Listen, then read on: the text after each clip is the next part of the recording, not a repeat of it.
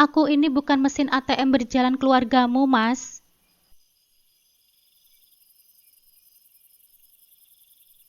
Assalamualaikum sahabat Bunda. Semoga Allah selalu memberikan kesehatan dan kebahagiaan untuk kita semua. Buat sahabat Bunda yang sudah subscribe, semoga rezekinya dilancarkan ya. Amin ya robbal alamin. Nisa, ibu nanti kesini katanya mau ambil uang buat belanja pesta nikahan Widya besok. Oke, 2 juta kan mas? Lah, kok 2 juta? 20 juta Nisa? Kamu ini bercanda aja. Gak ada kalau segitu mas. Aku udah beli emas. Apa? Kok bisa kamu beli emas? Sementara keluargaku lagi butuh biaya buat pesta adik bungsuku. Serunya. Aku memajukan bibir sambil memperlihatkan cincin dan gelang emas baru di tanganku. Bukannya Mas dan adikmu yang lain juga nyumbang 2 juta kan Mas? Kenapa kita yang 20 juta? Tanyaku sembari menaikkan alis. Nisa, ekonomi mereka itu beda dengan kita. Kamu manajer, lah mereka cuma karyawan biasa. Mana ada duitnya? Bentak Mas Rizky. Oh, karena status jadi harus mau kasih lebih ya Mas? Kalau kasih sukarela, aku cuma mau 2 juta. Tapi kalau pinjam, oke, 20 juta boleh, sahutku. Apa-apaan kamu ini Nisa? Mas Rizky semakin terlihat kesal. Kenapa Mas jadi marah sih? Kamu egois Nisa. Keluargaku lagi butuh mendesak. Kamu malah main-main. Sengaja ya biar rencana pernikahan Widya itu batal. Hahaha, mas, kamu ini lucu sekali. Aku pergi dulu. Ku sambar tas di atas meja makan, lalu mengambil sepatu di rak dan pergi dengan mobil miniku. Sudah 4 bulan Mas Rizky menganggur. Sampai sekarang belum berusaha mencari pekerjaan lagi. Bukan itu yang bikin aku kesal, tapi keluarganya yang terlalu manja. Sejak dulu, setiap tanggal gajian selalu menandahkan tangan meminta bagian. Kalau untuk ibunya sih oke. Toh memang bapak mertua sudah tidak mampu untuk bekerja karena sudah tua. Lah, kalau ipar yang lain, mereka sudah berumah tangga. Lalu Widya, dia sejak dulu tidak suka padaku, tapi suka meminta jatah juga. Setiap bulan gaji Mas Rizky selalu minus. Entah kenapa dia tidak pernah bisa menolak jika keluarganya kirim pesan meminta transferan dengan berbagai alasan. Akhirnya, semua kebutuhan rumah tangga aku yang tanggung. Setahun 2 tahun, mau sampai kapan ditempeli benalu seperti itu terus? Mending uangku aku investasikan saja pada kepentingan yang lain, yang berguna di masa depanku. Sekarang setelah tahu Mas Rizky lagi menganggur, masih juga pada gak punya hati. Mikir dikit kek, malah Mas Rizky yang marah saat aku keberatan membantu biaya belanja hajatan pesta. Alasannya karena pihak keluarga laki-laki mampunya cuma bantu sedikit. Salah sendiri, kenapa mau sama laki-laki pengangguran? Makan tuh cinta. Malam itu aku pulang agak larut. Setibanya aku di rumah, Mas Rizky sudah duduk di ruang tamu dengan wajah marah. Sepertinya dia menungguku sejak tadi. Nisa, kita harus bicara, katanya dengan nada serius. Aku melepas sepatu dengan malas. Bicara apa lagi sih Mas? Aku capek. Tentang uang 20 juta itu. Aku mohon Nisa, ibu sudah terlanjur bilang ke keluarga besar kalau kita yang menanggung sebagian besar biaya hajatan itu. Aku menoleh tajam. Oh, jadi sudah janji tanpa ngomong dulu sama aku, Mas. Dia menghela nafas panjang. Aku pikir kamu pasti akan bantu. Aku bukan mesin ATM keluargamu, Mas. Suaraku meninggi. Sejak awal pernikahan, aku yang menanggung semua kebutuhan rumah. Kamu selalu menuruti keluargamu. Sampai gak sadar kalau aku banting tulang. Sekarang kamu pengangguran, Mas. Dan mereka masih juga mau manfaatin aku. Nisa, tolong. Ini pernikahan adik bungsuku. Masa kamu tega sih? Aku tertawa sinis. Mas, aku sudah cukup bersabar ya. Tapi kalau setiap ada acara, keluargamu cuma ngandelin kita. Itu namanya bukan keluarga, Mas, tapi benalu. Aku sudah cukup ngalah, Mas. Tapi tidak untuk ini. Mau bantu boleh, tapi sewajarnya saja. Bukan jadi donatur utama. Mas Rizky menunduk. Aku tahu harga dirinya terluka, tapi aku juga punya batas kesabaran. Aku berjalan melewatinya dan masuk ke dalam kamar, meninggalkannya dalam kebisuan. Malam itu, aku memikirkan banyak hal. Sampai kapan aku harus terus seperti ini? Sampai kapan aku harus mengalah hanya karena status istri? Aku mencintai Mas Rizky, tapi aku juga mencintai diriku sendiri. Mungkin ini saatnya aku mengambil keputusan besar. Pulang ke rumah sore itu, aku langsung disambut dengan pemandangan yang sudah kuduga sebelumnya. Kumpulan para ipar dan ibu mertua duduk melingkar di ruang tamu, dengan ekspresi wajah yang jelas-jelas mengandung niat tertentu. Tatapan mereka penuh dengan penilaian, seakan aku ini terdakwa yang akan diadili. Ah, pasti ada sesuatu yang ingin mereka tuntut dariku. Tumben rame-rame, kayak mau demo saja, ujarku sambil meletakkan tas kerja di meja kecil dekat sofa. Aku berusaha bersikap santai, walau dalam hati sudah menduga kemana arah pembicaraan ini. Nisa, kami semua mau bicara. Suara Mas Rizky terdengar mencoba berwibawa. Tapi aku tahu betul kalau dia tidak punya kuasa apa-apa tanpa restu ibunya. Aku melangkah santai dan duduk di sofa tepat di sebelah suamiku. Iya, ada apa? Tanyaku, berusaha setenang mungkin. Nisa, kenapa kamu gak mau bantu uang untuk biaya pesta Widya? Ibu mertua langsung menebak ke inti masalah. Aku mengangkat alis, berpura-pura tidak paham. Mau? Siapa bilang aku gak mau, Bu? Iya, tapi kamu cuma mau bantunya 2 juta kan? Suara Mas Rizky terdengar kesal. Jelas dia mengharapkan jawaban lain dariku. Aku menyandarkan tubuhku ke sofa, menatap mereka dengan senyum tipis. Ya tetap saja itu namanya sudah membantu kan? Nanti dari Mas Rido 2 juta, dari Rina dan suaminya juga 2 juta. Lumayan kan? Ngaco kamu, Ra. Duit segitu mana cukup buat pesta. Belum lagi biaya dekorasi, MUA. Widya minta pakai 5 gaun di acara resepsinya. Semua itu mahal. 20 juta yang ibu minta itu baru buat konsumsi saja. Ibu mertuaku mengomel panjang lebar. Aku menghela nafas pelan. Jadi maksud ibu apa? Tanyaku menatapnya dengan tajam. Ya kamu sama Rizky yang urus bagian dekor dan lainnya. Kan kamu manajer. Tanpa rasa sungkan, ibu mertuaku melayangkan permintaan tak masuk akal itu. Aku tertawa kecil, bukan karena senang, tapi karena heran dengan keberanian mereka. Loh, pakai dekor mewah itu kan kemauannya Widya, Bu. Kenapa harus kami yang bayar? Emang kamu gak malu kalau adik iparmu nikah tanpa pesta? Ini juga buat menjaga reputasi mereka, Nisa. Oh, maaf ya, Mas. Aku bukan tipe orang yang gila hormat.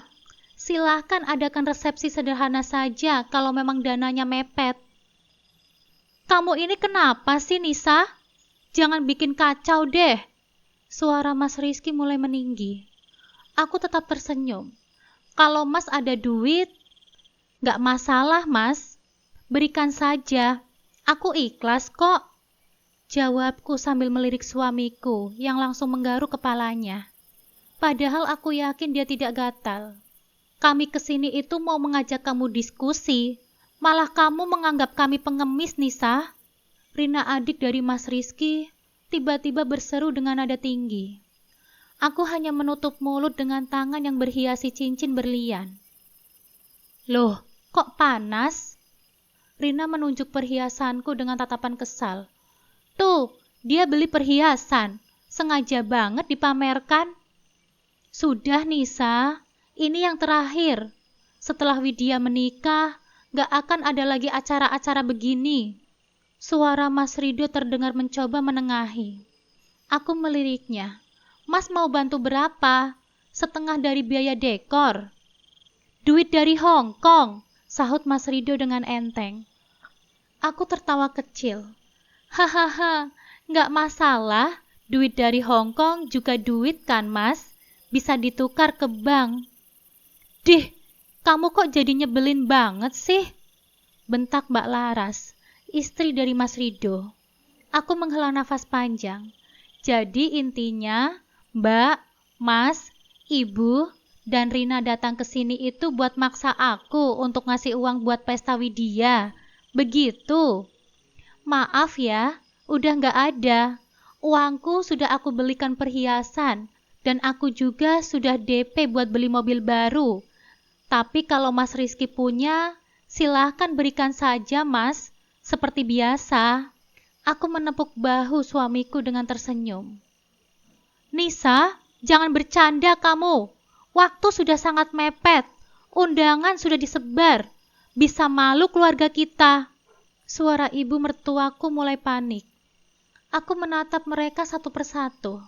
Makanya kalau nggak mampu ya adakan acara sederhana saja, Bu. Gitu saja kok repot. Ih, kalau cuma acara sederhana, apa kata orang nanti? Sergah Mbak Laras. Aku terkekeh. Emang salahnya di mana, Mbak? Ngapain mikirin omongan orang? Kita kan cari makan masing-masing. Kamu ini nggak mengerti ya? Kalau cuma acara biasa, pasti orang mikir kalau Widya nikahnya dadakan dan acaranya seadanya. Pasti karena ada apa-apa dengannya. Seru Mbak Laras. Rina dan Ibu mengangguk setuju.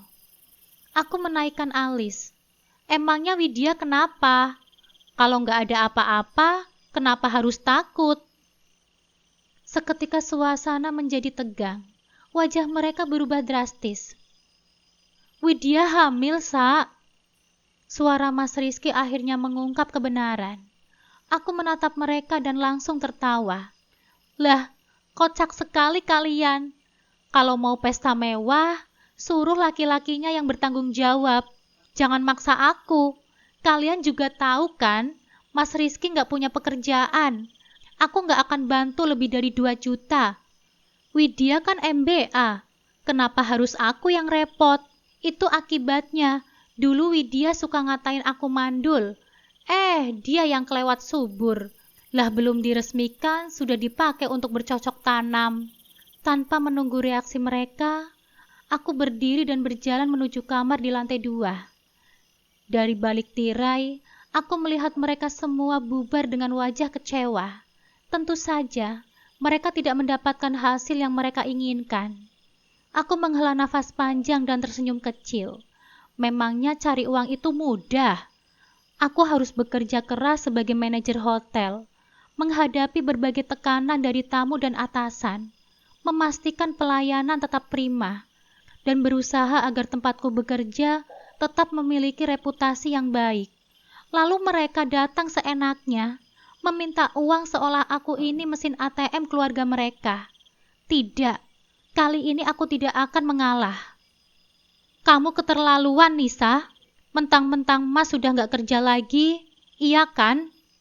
Mas Rizky yang baru saja masuk ke dalam kamar, langsung duduk di pinggir ranjang dan mengusap wajah dengan kasar. Emangnya apa bedanya, Mas? Kamu kerja dan nggak kerja? Tanyaku sambil membersihkan wajah di depan cermin setelah mandi. Maksud kamu apa sih? Emang susah ya kasih apa yang mereka minta? Enggak, tapi apa aku harus seperti Mas, yang setiap kali mereka minta uang, harus selalu Mas kasih? Mereka itu keluarga kita, Nisa. Suara Mas Rizky terdengar sebal. Mas, aku kan gak pernah ngelarang kamu selama ini.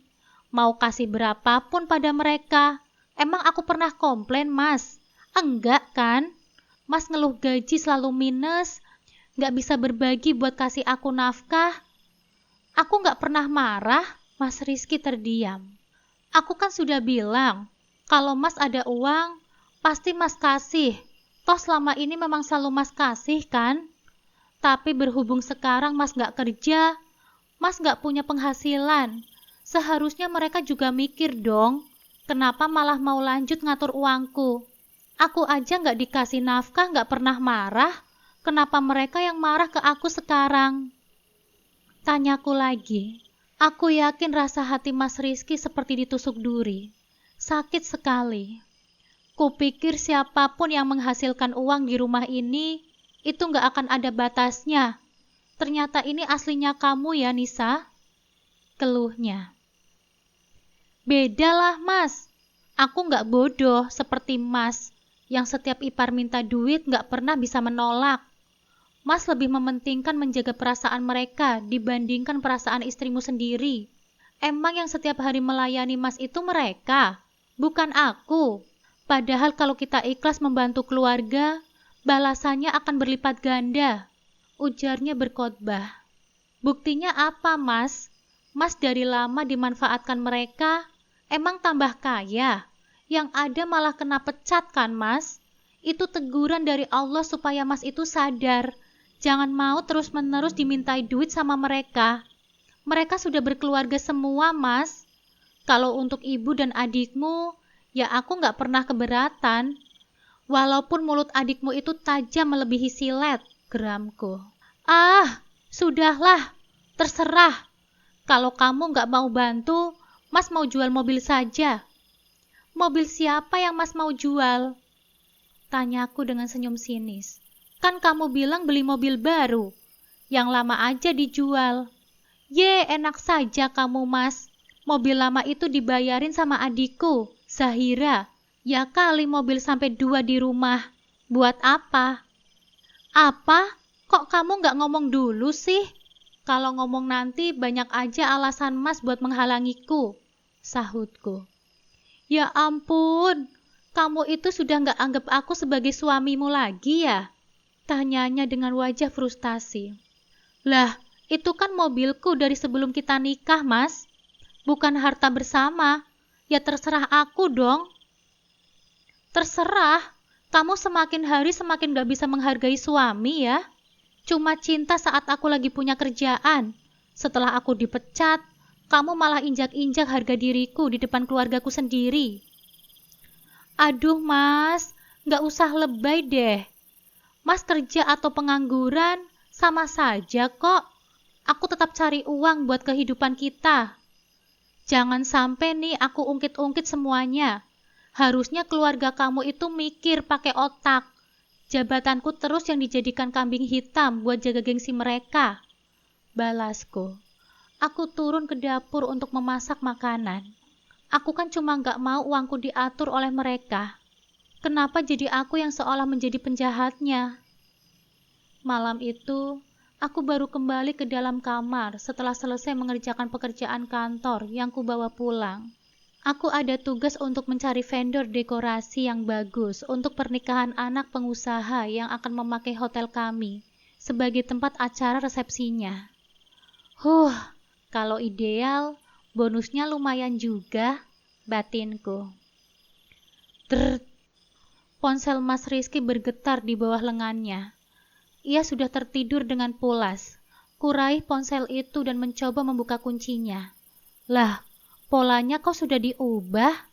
Mau pakai Face ID juga dia lagi merem. Ya sudah, pakai sidik jari saja. Mulai mau rahasia-rahasiaan nih rupanya. Cring! Layar ponselnya pun terbuka setelah aku menyentuhkan jarinya pada sensor di ponsel pintar itu. Kubaca isi grup WA keluarganya yang sudah mulai rame. Ternyata bahasan pernikahan Widya sudah rame sejak kemarin. Mereka semua geram karena aku nggak mau bantu biaya yang mereka minta. Aku hampir ngakak, apalagi budenya. Pakai bilang kalau aku menantu yang nggak berguna lah, kayak ponakannya itu selalu kasih uang saja. Aku baca balasan terakhir dari Mas Rizky. Sabar dulu, Rizky yakin Nisa mau bantu kok. Kita baikin aja dulu dia, jangan dipaksa. Nanti Rizky rayu Nisa supaya mau bantu bayar biaya dekorasi pesta. 50 juta kecil lah. Tenang saja, pasti nanti bakalan Rizky kasih uangnya. Tulisnya pada grup keluarga. Ya kali aku akan diam saja. Kalau selama ini kamu diam saat uangmu diatur keluargamu, terserah saja, tapi jangan ikut atur uangku. Segala perhiasan dan uang tunai di rumah langsung aku masukkan ke dalam brankas. Sandinya aku ganti malam itu juga. Hari itu Mas Rizky cuma bisa pasrah saat melihat mobil lamaku dijemput oleh Sahira, adik kandungku. Hari pernikahan Widya tinggal menghitung hari lagi. Pasti Mas Rizky akan pusing 7 keliling memikirkan mencari dana. Nisa, panggilnya saat aku sedang menyantap roti bakar sebagai sarapan setelah Sahira pergi dari rumah kami. Sahutku sambil terus mengunyah. Kamu pikirkanlah sekali lagi. Kasihan ibu, Nisa. Bujuknya. Aku melirik sekilas. Harusnya Mas Rizky paham maksudku. Aku ikhlas jika membantu biaya hidup orang tuanya. Tapi keberatan jika harus menanggung yang lain, apalagi sebenarnya yang sering diminta oleh ipar-iparku itu untuk kebutuhan yang gak penting. Aku sudah memikirkan berkali-kali malahan, Mas. Aku gak mau mereka itu kebiasaan, apa-apa meletakkan beban kepada kita. Jawabku, lalu meneguk segelas susu hangat itu. Sekali ini saja, Nisa, kasihan Widya. Ujarnya pula. Harusnya Widya itu bisa jaga kehormatannya, Mas. Aku pernah mengingatkan saat dulu dia minta uang untuk pergi jalan-jalan keluar kota sama teman-temannya. Aku ingatkan, Mas, supaya kasih tahu dia, hati-hati menjaga dirinya. Mas malah bilang aku ini terlalu berprasangka buruk sama Widya. Widya pasti bisa jaga diri lah. Sekarang semuanya terbukti kan, Mas? Mas Rizky hanya terdiam. Dia menyantap kopinya dengan nafas berat. Makanya, Mas, jangan kebiasaan apa-apa mereka dimudahkan. Jadinya sekarang keenakan, dan malah di dalam otak mereka jadi berbentuk sebuah mindset. Apapun masalahnya, kamu yang harus mencari solusinya. Mereka lepas tangan begitu saja kan, Mas? Biar bagaimanapun, mereka itu keluargaku, Nisa. Kamu jangan gitulah. Coba deh, sekali-sekali posisikan diri Mas sebagai aku. Tiap bulan capek lihat suami kehabisan uang. Yang minta juga gak pakai otak. Minta hari ini harus dikasih hari ini juga. Kamu juga punya istri, Mas. Punya kebutuhan. Aku diam, ya karena aku merasa aku gak perlu meributkan itu. Sebab aku ini punya penghasilan. Sekarang saat Mas berada di titik nol, mereka beralih untuk menjadikan aku sebagai pengganti Mas, yang apa-apa mereka tinggal minta. Aku beda, Mas. Gak mau seperti Mas. Capek, Mas. Biarlah aku dianggap istri yang cerewet. Itu tandanya aku masih peduli padanya. Kalau nanti aku sudah diam, habislah kamu, Mas. Ingat ya, Mas. Papaku bayarkan sewa rumah ini selama 3 tahun saja untuk kita, Mas. Setelahnya, kita harus mikir sendiri buat punya tempat tinggal sendiri. Kalau Mas lalu minus, lalu sekarang aku juga mau dibuat minus juga sama keluargamu. Kapan kita bisa punya, Mas? Terserahlah. Capek minta pengertian sama kamu. Silahkan kalau Mas mau marah-marah sama aku. Aku cuma lagi berusaha membuat mata Mas itu terbuka. Jadi orang baik itu boleh. Tapi dimanfaatkan orang itu jangan mau, Mas. Aku beranjak dari meja makan dan berangkat ke tempat kerjaku. Aku tidak pernah membebankan apapun padanya. Jadi untuk apa aku harus mengganggu beban keluarganya? Sebentar lagi masa sewa rumah kami ini akan segera habis. Aku gak akan mau beli rumah pakai uangku sendiri. Amit-amit kalau gak sampai panjang jodohnya. Harta harus dibagi 2. Rugi dong aku. Mobil baru ini pun kubeli atas nama mamaku. Biar gak akan ada tuntutan dari keluarganya, seolah mobil ini harta bersama dengan Mas Rizky. Aku sering tidak habis pikir. Mereka selalu menganggapku banyak uang, karena aku gak pernah komplain soal uang gaji Mas Rizky, yang habis untuk keluarganya. Ya kali aku nggak mikir, aku juga tahu untung ruginya. Lihat aku beli barang berharga, mereka marah. Aku beli pakai uangku sendiri, salahnya di mana? Malamnya aku baru saja selesai membersihkan diriku. Mas Rizky menghadangku sambil memegang satu strip alat kontrasepsi oral milikku. Kamu masih saja minum pil KB ini, Nisa? Tanyanya. Iya, jawabku singkat. Kenapa kamu nggak mikir buat punya anak denganku? Ngapain kita nikah kalau kayak gini? Geramnya. Awalnya ya aku pengen punya anak, Mas. Tapi sejak melihat kebiasaan finansial kamu yang kacau, aku jadi berpikir ulang. Bapaknya saja nggak kasih duit ke ibunya. Gimana bisa nafkahi anaknya? Tanyaku balik. Ya, aku juga kan sekarang lagi usaha cari pekerjaan lain. Ya, tapi Mas pilih-pilih. Makanya nggak segera dapat kerjaan lagi. Ya, aku maunya kerja yang penghasilannya lebih besar dari kamu, Nisa. Masa iya gaji istri lebih besar daripada suaminya? Mau taruh di mana mukaku ini? Itu yang keliru, Mas. Orang juga mikir mau mempekerjakan Mas dengan gaji tinggi, sementara Mas punya track record buruk. Mas harus ingat, Mas diberhentikan karena apa? Karena masalah uang perusahaan yang Mas tilap kan? Demi siapa? Demi saudaramu yang gak punya hati itu kan, Mas? Mas kena pecat emang mereka peduli? Mereka bersalah saja tidak? Seruku mulai emosi. Mas Rizky seperti kehabisan kata-kata.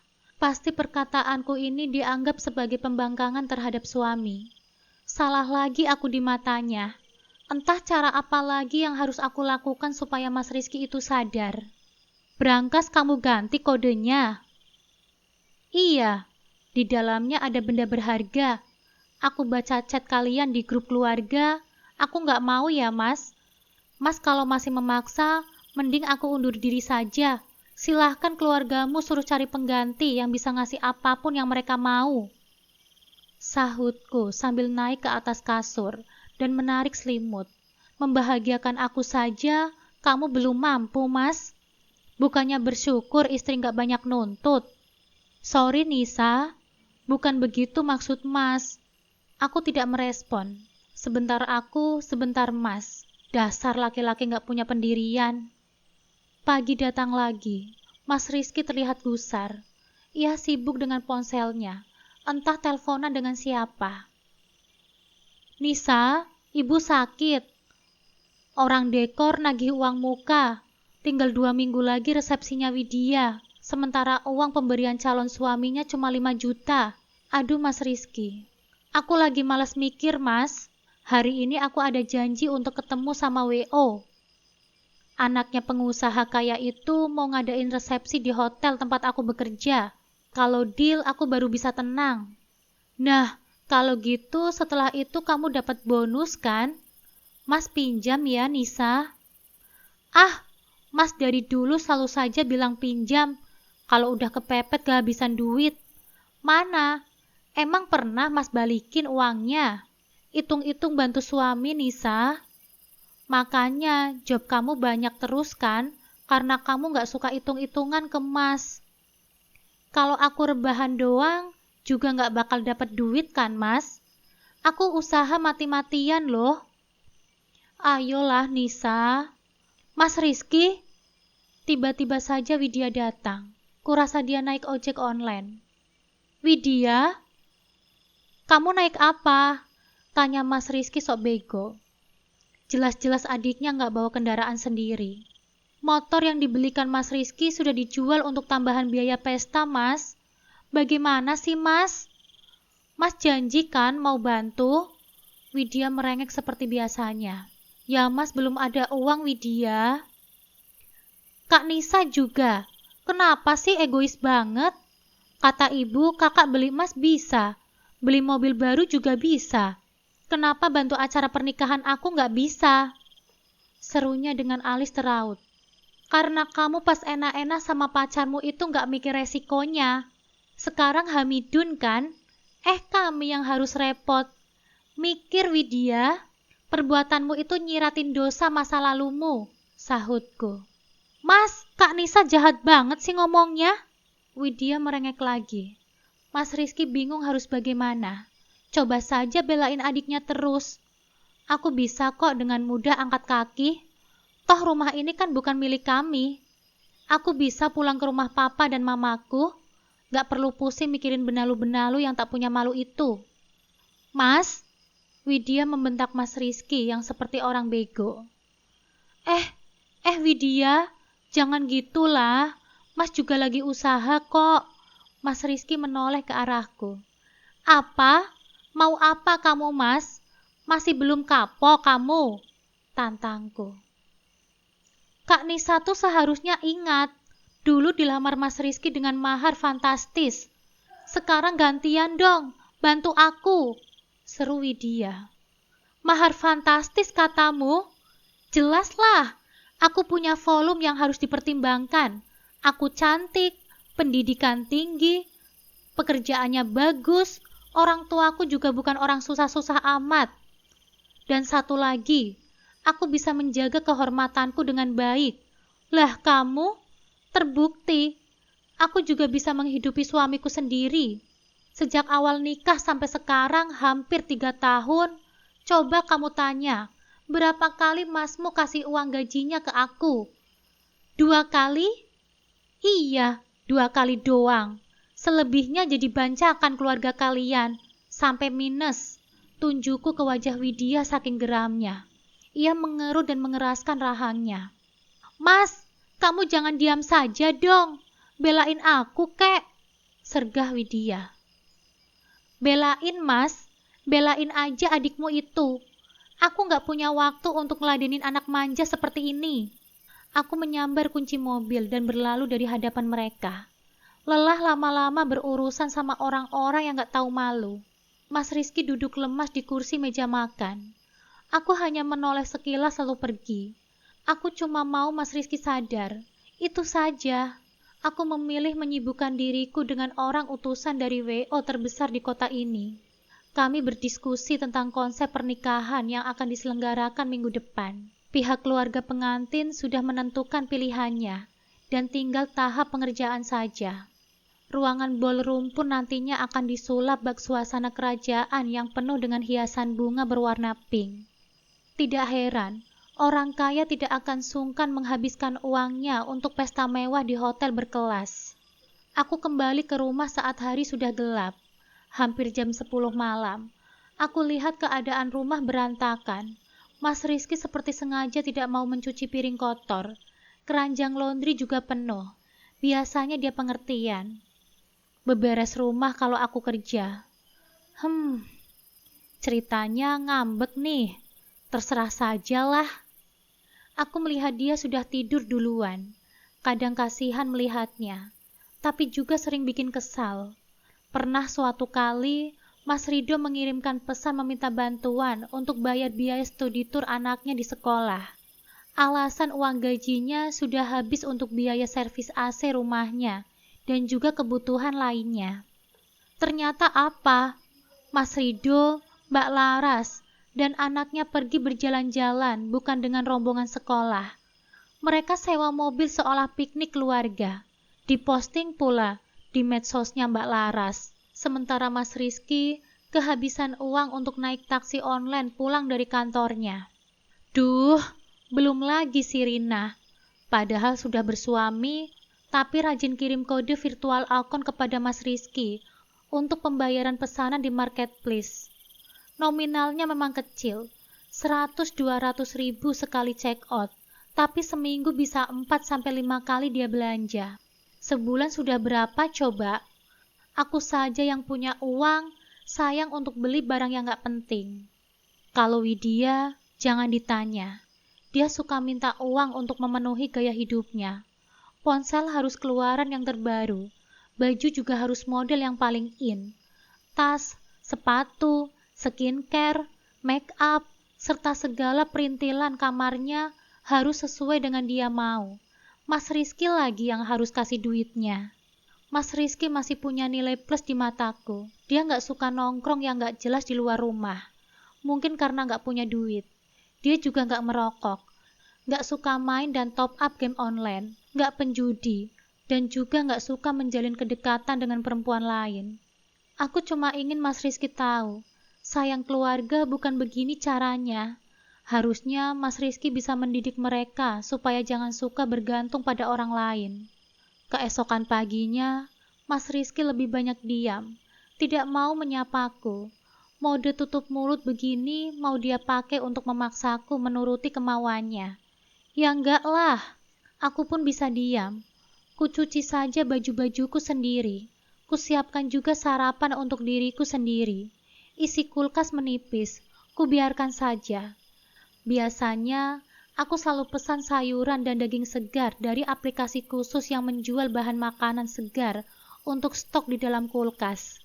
Kali ini tidak, sampai Mas Rizky paham dengan tujuanku yang ingin memberikan pelajaran pada keluarganya itu.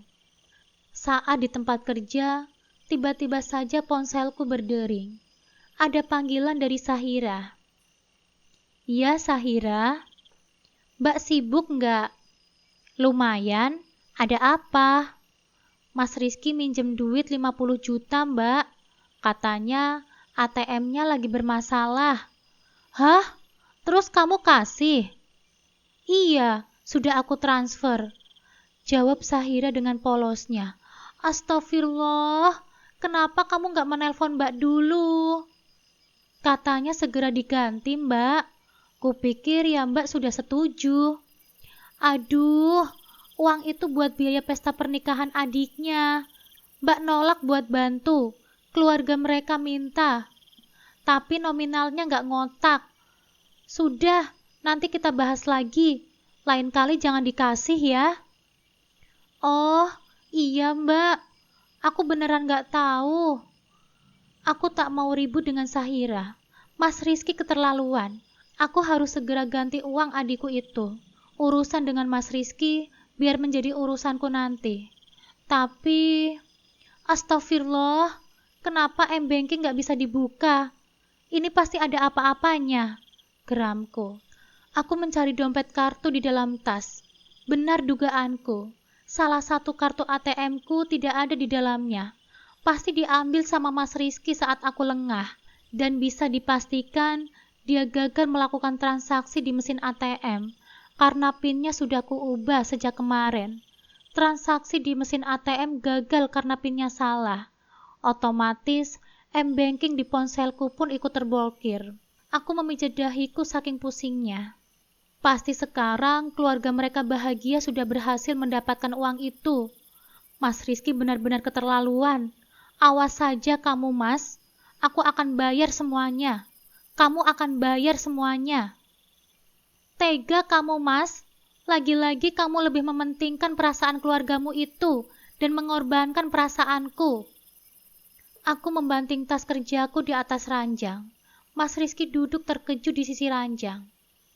"Ya Mas terpaksa, mau bagaimana lagi? Widya anak yang paling bungsu. Kasihan kalau acara nikahannya cuma sederhana. Setelah ini kan gak ada acara aneh-aneh lagi dari keluarga Mas," kilahnya. "Lalu bagaimana cara Mas buat ganti uang milik Sahira itu?" tekanku. "Ya bagaimana? Tunggu Mas dapat kerjaan lah," jawabnya dengan enteng. "Aku beneran gak habis pikir sama kamu ya Mas. Gak ngerti juga ternyata. Mas pikir ini sudah selesai. Setelah ini mereka gak akan minta apa-apa lagi. Emang Mas bisa jamin?" "Aku yakin enggak Mas," ketusku. "Ya kamu jangan gitulah.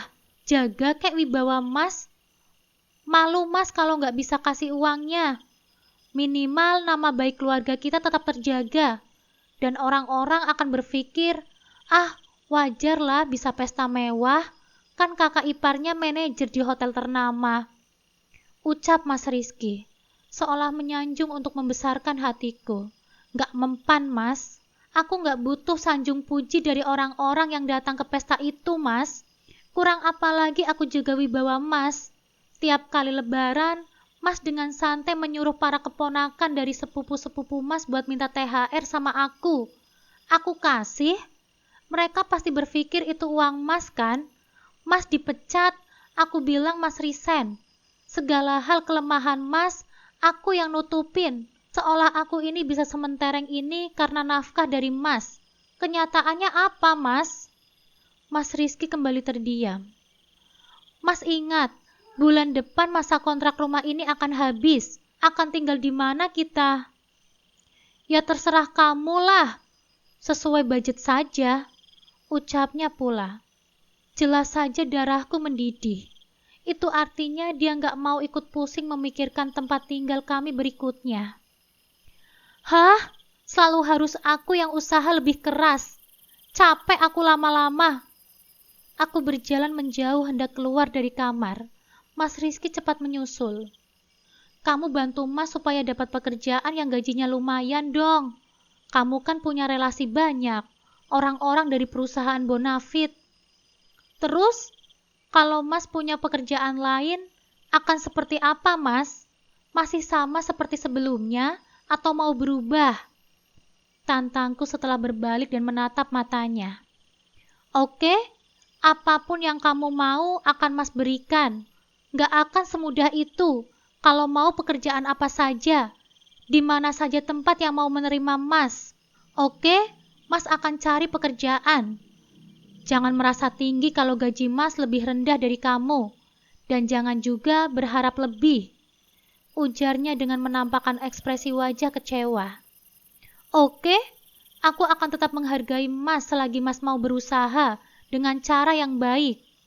Besok, Mas kerja di minimarket milik Sahira. Hah? Apa? Maksud kamu, Mas jadi tukang angkut barang gitu? Jadi supervisor, Mas bagian ngecek stok barang dan segala tetek bengek lainnya. Mas nggak gajian dong, pasti gaji Mas dipotong. Intinya hidup ini kita bisa tetap makan, Mas. Aku yang akan tanggung biaya hidup seperti biasa. Atau Mas bisa bayar hutang kepada Sahira seperti yang Mas janjikan itu.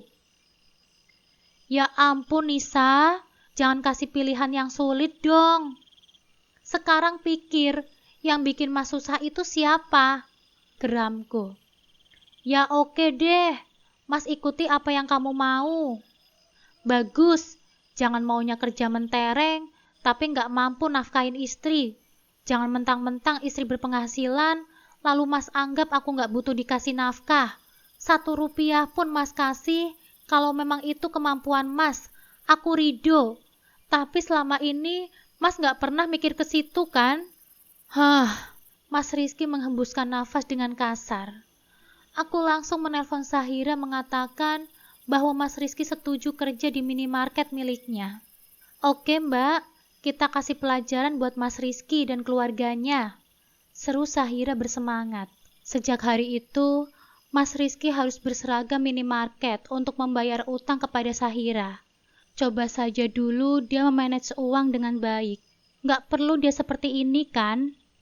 Aku pun masih sibuk karena mengawasi acara perhelaan pesta mewah di hotel. Setiap detiknya harus aku perhatikan supaya acara berjalan dengan mulus sampai akhir. Syukurlah, semuanya berjalan dengan lancar. Pihak pengantin merasa sangat puas dengan pelayanan di hotel kami. Pundi-pundi rupiah pun mengalir ke rekening setiap orang yang terlibat dalam acara itu. Lusa acara pernikahan Widya. Acaranya terpaksa batal diadakan di gedung karena biaya tidak memadai. Karena rumah mertua masih di sekitaran pinggiran kota, maka acara dibuat di halaman rumah saja.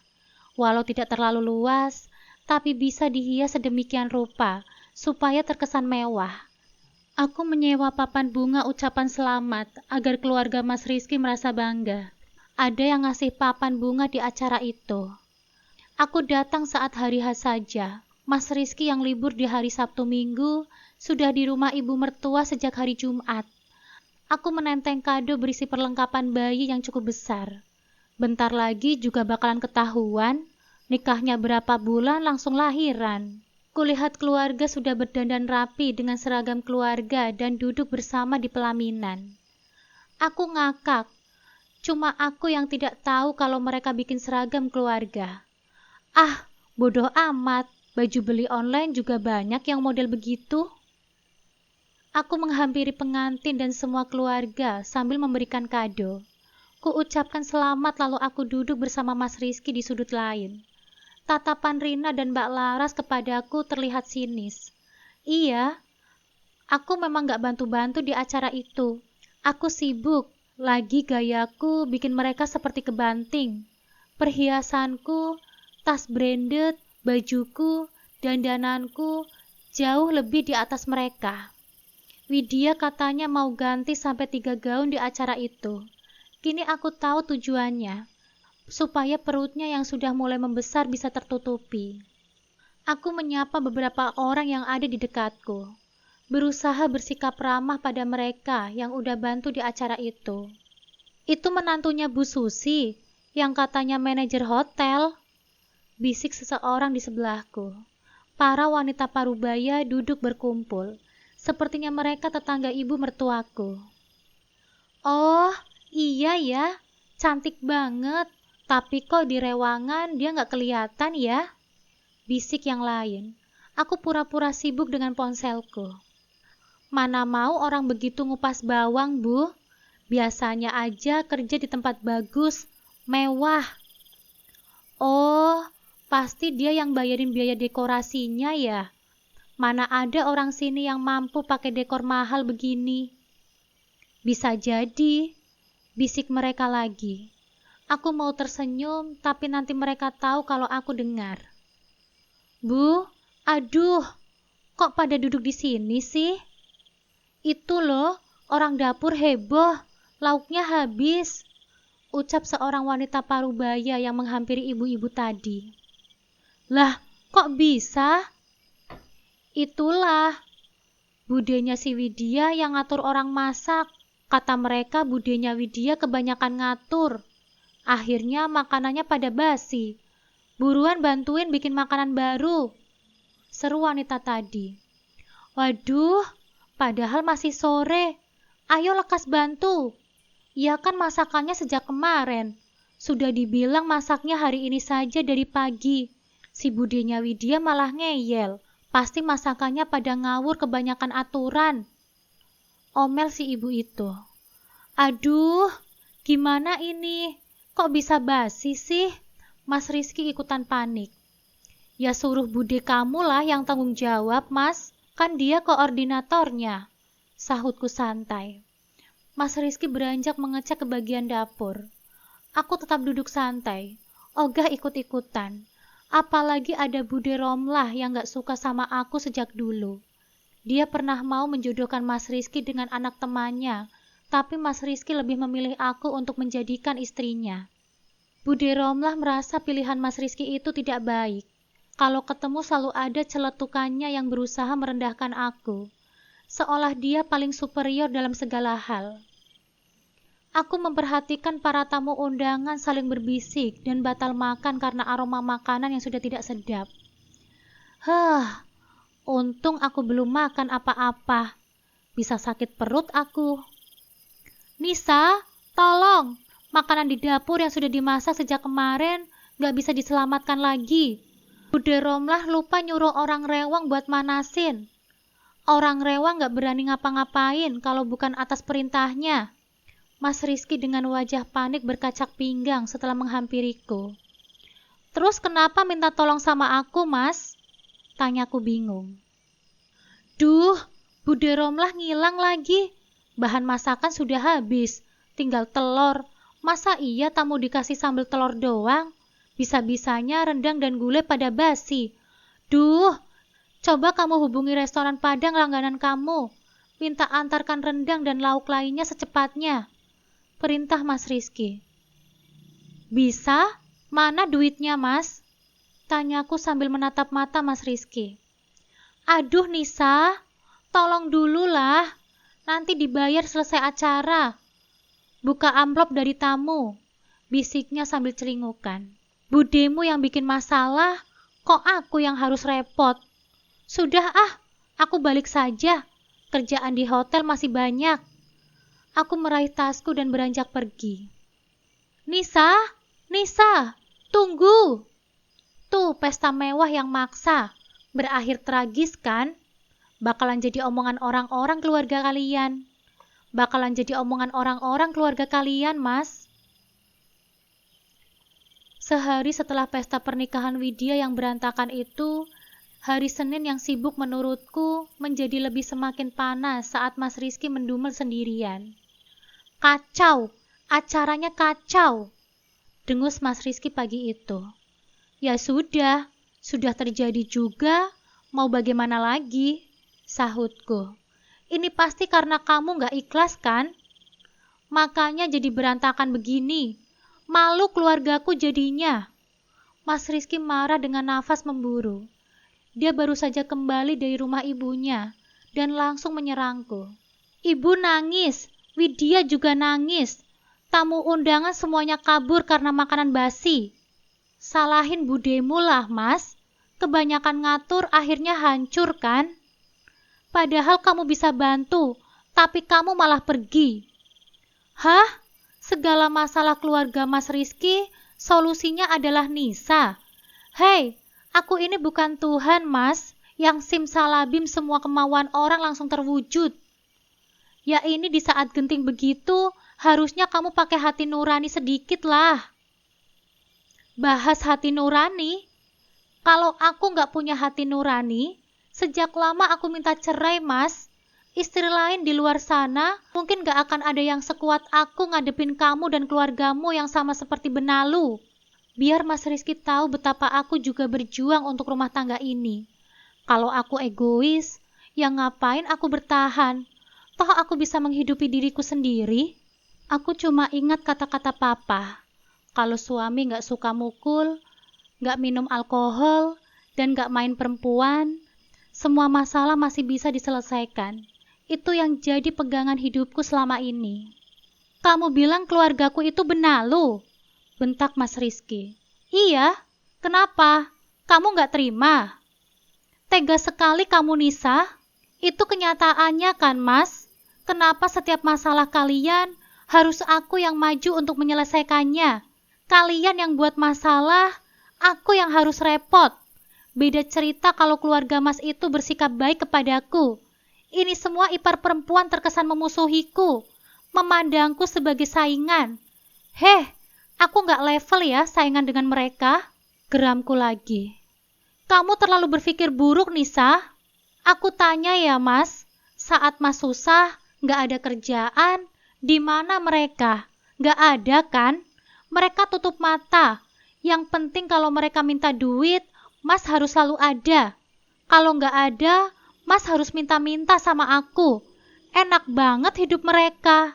Ya karena kamu pamer, Nisa. Makanya mereka tahu kamu berduit. Yang aku pamerkan ku beli dengan uangku sendiri, Mas. Bukan uangmu. Pasti mereka mikir kalau aku pakai uang dari Mas untuk foya-foya. Karena Mas gak pernah tega kasih tahu mereka bagaimana keadaan Mas yang sebenarnya. Aku maunya Mas itu mikir. Gak capek apa nyalahin aku terus? Jadi mau kamu itu apa, Nisa? Bentaknya lagi. Mau aku? Kalau mereka punya masalah akibat ulah mereka sendiri, Mas tutup mata. Jangan kebiasaan semua-semua dibantu. Hah? Mana tega Mas, Nisa? Ya sudah, kalau Mas masih tetap pada pendirian Mas, baiknya kita jalan masing-masing saja, Mas. Aku yakin aku bisa kok hidup tanpa kamu. Aku beranjak menuju kamar dan menaiki tangga. Nisa, Nisa, tunggu. Kamu kenapa sih dikit-dikit ngancem buat pisah? Ya ngapain kita sama-sama lagi kalau nggak bisa sepemikiran? Aku itu lagi ngajarin Mas buat pinter dan nggak mudah dimanfaatkan. Ya nggak harus pisah juga kan, Nisa? Terserahlah, balasku dan masuk ke dalam kamar. Dia yang mulai pertengkaran ini bukan aku. Aku keluar lagi dengan membawa koper dan berkas penting lainnya. Nisa, kamu mau kemana? Mas Rizky berusaha mencegahku. Ke rumah Mama, aku mau menenangkan diriku. Lagian, masa sewa rumah ini juga hampir habis. Aku nggak bisa terus-terusan jadi tameng buat menjaga nama baikmu di depan semua orang. Aku juga punya keinginan dan cita-cita, Mas. Kalau kamu nggak bisa membantu mewujudkan impianku, biar aku lakukan sendiri saja. Nisa, jangan begitu dong. Oke, Mas minta maaf sudah keterlaluan sama kamu. Aku membuang nafas dengan kesal. Aku menghabiskan sisa-sisa waktuku sama kamu, Mas. Tapi aku rela gak banyak ngeluh. Aku cuma mau keluargamu jangan ikut atur uangku. Karena kamu yang sudah diatur sama mereka berakhir menyedihkan. Kalau bukan aku yang menjadi istrimu, mungkin sudah dari lama kita pisah. Aku tidak mau buang-buang energi selama ini dengan membahas uang-uang yang kamu berikan kepada mereka. Tapi sampai sekarang, kamu bukannya sadar, malah menyalahin aku. Iya, oke. Mas gak akan nuntut apa-apa lagi sama kamu, Nisa. Tapi tolong jangan pergi ya. Aku balik badan dan memasukkan koper kembali ke dalam kamar. Lihat saja, Mas Rizky akan berubah apa enggak setelah ini.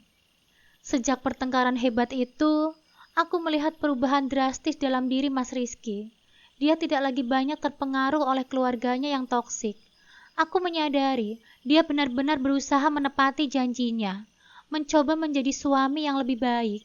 Dan untuk pertama kalinya, aku merasa mungkin masih ada harapan bagi rumah tangga kami. Aku pun perlahan-lahan berusaha mengubah sikapku. Rasa sinisku terhadapnya yang dulu begitu kuat kini mulai mereda. Aku tidak lagi sekeras dulu dalam menilai segala hal yang dia lakukan. Aku mencoba menerima bahwa mungkin Mas Rizky bukanlah pria yang sempurna, tetapi setidaknya dia berusaha menjadi lebih baik. Suatu malam, aku pulang kerja dengan tubuh yang setengah lelah. Rasanya ingin langsung merebahkan diri ini di kamar dan tidur sepanjang malam. Namun begitu aku membuka pintu rumah, aku terkejut melihat meja makan yang penuh dengan berbagai hidangan. Aroma masakan menguar ke seluruh ruangan, membuat perutku yang sejak tadi menahan lapar langsung bereaksi. Mas, kamu yang nyiapin ini semua? Tanyaku dengan nada penuh keheranan. Mas Rizky yang baru saja keluar dari dapur terlihat sedikit canggung. Dia menggarukkan kepalanya yang tidak gatal dan tersenyum malu-malu. Iya sayang, aku masak sendiri. Aku terdiam sejenak, menatap meja makan itu dengan campuran perasaan. Ada sayur asam, ayam goreng, tempe orek, sambal terasi, dan sepiring besar nasi putih yang masih mengepul hangat. Ini semua adalah makanan favoritku. Kamu gak bohong kan, Mas? Tanyaku dengan nada menggoda. Masih tidak percaya bahwa Mas Rizky bisa menyiapkan semua ini sendirian. Dia tertawa kecil, lalu menarik kursi untukku. Serius sayang, aku yang masak. Memang gak seenak masakanmu, tapi aku ingin mencoba. Aku ingin membalas semua kebaikanmu. Aku ingin jadi suami yang bisa membahagiakan istrinya. Meskipun bukan dengan uang yang banyak. Aku sadar, hanya ini yang bisa aku lakukan untukmu sekarang. Aku tersenyum. Rasa haru mulai merayap di dadaku. Aku tahu, Mas Rizky bukan orang yang pandai menunjukkan rasa cintanya lewat kata-kata. Tapi malam ini, dia menunjukkannya lewat tindakannya. Aku duduk dan mengambil sepotong ayam goreng, lalu menggigitnya dengan pelan. Rasa asin dan gurih bercampur di lidahku. Enak, Mas. Serius, ini enak banget. Pujiku tulus. Mas Rizky nampak lega mendengarnya. Alhamdulillah. Aku takut tadi kamu gak suka. Aku tertawa kecil. Walaupun bumbunya sedikit keasinan, tapi aku tetap suka kok, candaku. Dia ikut tertawa, tapi tiba-tiba wajahnya berubah serius. Terima kasih ya sayang. Jujur aku gak tahu lagi kalau bukan kamu, mungkin wanita lain sudah meninggalkanku karena keluargaku yang seperti itu. Aku menatapnya dalam-dalam. Aku memang sempat ingin menyerah, Mas, tapi aku sadar aku menikah denganmu bukan karena keluargamu. Aku ingin kita memulai hidup kita yang lebih indah bersama, tanpa bayang-bayang orang lain. Mas Rizky menggenggam tanganku dengan erat. Matanya berkaca-kaca. Iya sayang, aku janji akan selalu memilihmu, bukan mereka. Aku akan jadi lebih baik lagi untuk kita. Aku tersenyum. Malam ini kami makan malam bersama untuk pertama kalinya dalam suasana yang benar-benar hangat. Tidak ada lagi ketegangan, tidak ada lagi perasaan terpaksa. Yang ada hanyalah kami berdua. Dua hati yang sama-sama berjuang untuk mempertahankan apa yang menjadi milik kita. Sejak malam itu, aku dan Mas Rizky semakin dekat. Aku bisa merasakan ketulusannya. Dan dia juga mulai memahami bagaimana memperlakukan aku dengan lebih baik. Perlahan-lahan luka di hati kami mulai sembuh, tergantikan oleh cinta yang tulus dan lebih dewasa. Hidup kami mungkin belum sempurna, tapi setidaknya untuk pertama kalinya aku merasa benar-benar bahagia.